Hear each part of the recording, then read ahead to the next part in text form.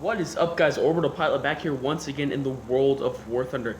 This time, we're taking the sky in the Yak 9P. Now, this is a different kind of Yak for what it was actually served and made to do. However, in-game, it's not typically used to do that because of the necessary bombs that were supposed to go on this plane aren't really here. So, first of all, I mean, ground attack is not a common thing in War Thunder, and so this plane is more used as a fighter like all the other Yaks. So the rudder on this plane is quite decent, just another Yak rudder, and the turning capabilities actually quite surprised me. I was expecting this plane to be a little bit heavier, and it definitely feels that way, at least stock.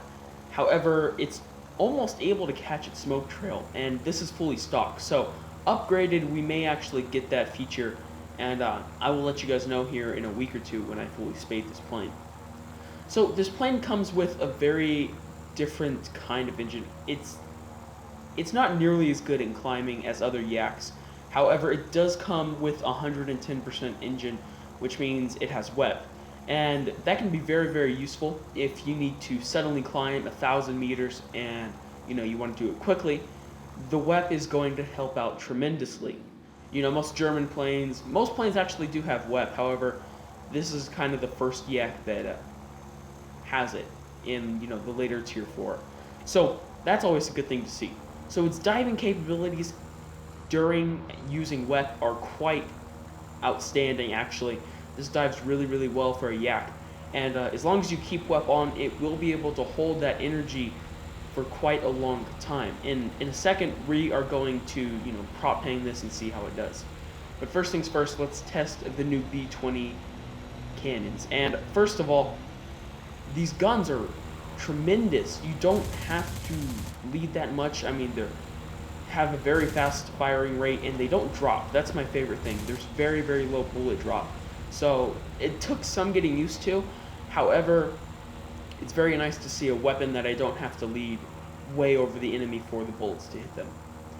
And after going about 2 miles on the ground from a complete 460 mile an hour dive, I am able to gain nearly more than half of that altitude back. And that is actually just ridiculously amazing, considering I flew for about 2 miles ground level, fired cannons which slowed me down, and I am able to get to this altitude again, and that's just crazy. So props to the plane for doing that. So let's take it into some real gameplay real quick. So in this game, I am facing the Americans and the British.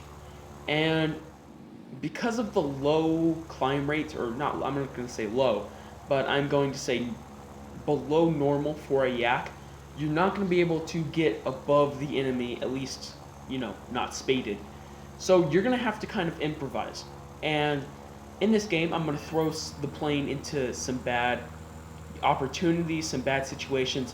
Not on purpose, however, it was my first time flying this plane. I mean, I have unlocked it, I just never cared, to take it out.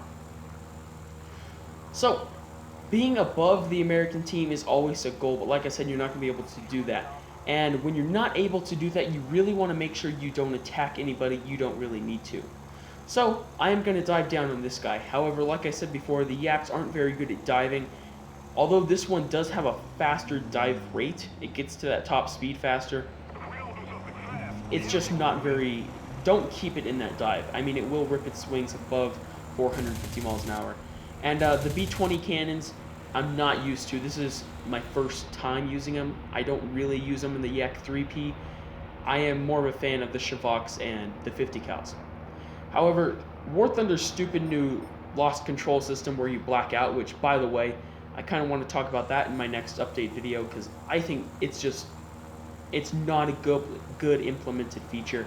I feel like they could have implemented it better, and I kind of enjoyed the game more when it wasn't there. Sure, it wasn't as realistic, but I think it's something that should either just be kept in simulation battles, or at least taken out of arcade, because it should not be in arcade. However, getting back to the plane, turn fighting Spitfires is not a good idea, especially in a non-spaded Yak. However, that is what I'm doing. And I am frantically looking around for that other Spitfire, and there he is. So, I'm going to do something really, really dumb. I'm going to pull up, almost stall my plane. The Spitfire is going to have speed on me, and he's going to have the better opportunity. However, take him head on and blow him out of the sky. Those guns are incredible. I mean, they're probably my next favorite after the Mark V Hispano. So when a gun surprises me like that, that just makes my day, because I really didn't expect, you know, new cannons to just whip out and cut that Spitfire in half, but it did.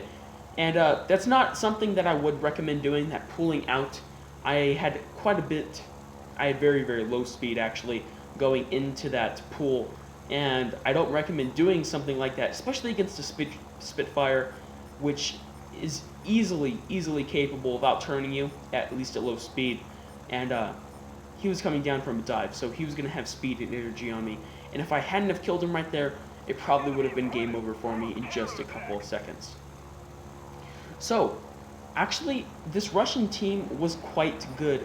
I know Russians win a lot, however, most of the time it's because they kind of seal club, and a lot of times I get dumb Russian pilots. However, this Russian team was very, very good, and I just enjoy flying with good Russian teams, or really any good team, more than flying with a bunch of idiots. And so when I do get these games where, you know, I have great teammates, I don't even have to do anything. That one Spitfire, that was my responsibility. I took him out, so I'm not going to have to do anything. So, in conclusion, guys, I think this is going to be a good Yak.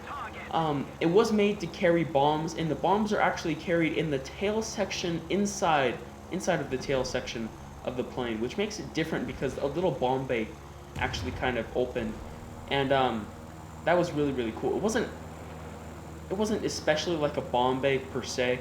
However, it was a little bit different. In fact, if possible, I will look up a YouTube video or something of it actually opening up and see if I can post that, because I don't think they actually have the model in War Thunder, but I will check later on in my fully upgraded review when I actually have bombs. So I will make sure to do that here in a couple months, guys.